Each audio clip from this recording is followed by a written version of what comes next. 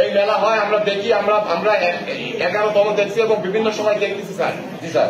আপনি মাদকের কথা বলতেছেন তো ডিস্ট্রিক্ট ম্যাজিস্ট্রেটের সামনে বসে। এই অস্বীকার করুক, এটা অস্বীকার করার কিছু নাই স্যার। এই মেলা হয় আমরা দেখি, আমরা 11তম দেখছি এবং বিভিন্ন সময় দেখতেছি স্যার।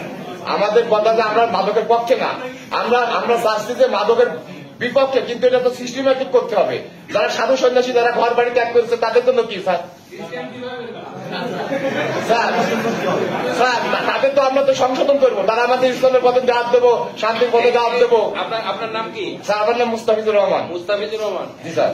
আপনি মাদকের কথা বলতেছেন তো ডিস্ট্রিক্ট ম্যাজিস্ট্রেটের সামনে বসে। স্যার এটা তো আমাদের আলোচনা স্যার। এটা না এটা যে কত বড় ধৃষ্টতা, ঠিক আছে? আপনি বুঝতে পারছেন, আপনি কি অ্যাডভোকেট? জি স্যার। এই গণতান্ত্রিক দেশে আপনি কিসের অ্যাডভোকেটই করছেন? স্যার আমি সিটাং ইউনিভার্সিটি থেকে পড়াশোনা করছি, এলএলবি এলএলএম। আপনি জানেন না যে ডিস্ট্রিক্ট ম্যাজিস্ট্রেটের সামনে বসে আপনি একটা গুরুতর বিষয় কথা বলতেছেন, এইটু সেন্স তো আপনার নাই। হ্যাঁ, এটা এই উনারা যে পণ্ডিত আমাদের সাধুরা আছেন, উনারা বারবার বলেছেন এবং ইস্যু আছে যে মাদকের সাথে আমাদের লালন শাহের যে জীবন আদর্শ, জীবন চরিত, তার সাথে কোনো বিন্দু মতো কোনো সম্পর্ক নেই।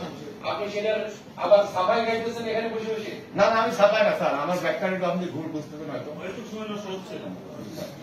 এই ধরনের কথা কার্যকর করুন, কঠিন অ্যাকশন দিব আপনি যেই হন না কেন, ঠিক আছে? আমাকে ছিলেন না না এই আসছেন, কিন্তু এই ধরনের কথা খবরদার ভুলে উচ্চারণ করবেন না। এটা করলে কঠিন অ্যাকশন নেব, তখন কিন্তু আমি ডিস্ট্রিক্ট ম্যাজিস্ট্রেটের শোরুমে ফিরে যাবো, ঠিক আছে? সুতরাং এই ধরনের সাফাই গাওয়ার কোনো চেষ্টা করবেন না।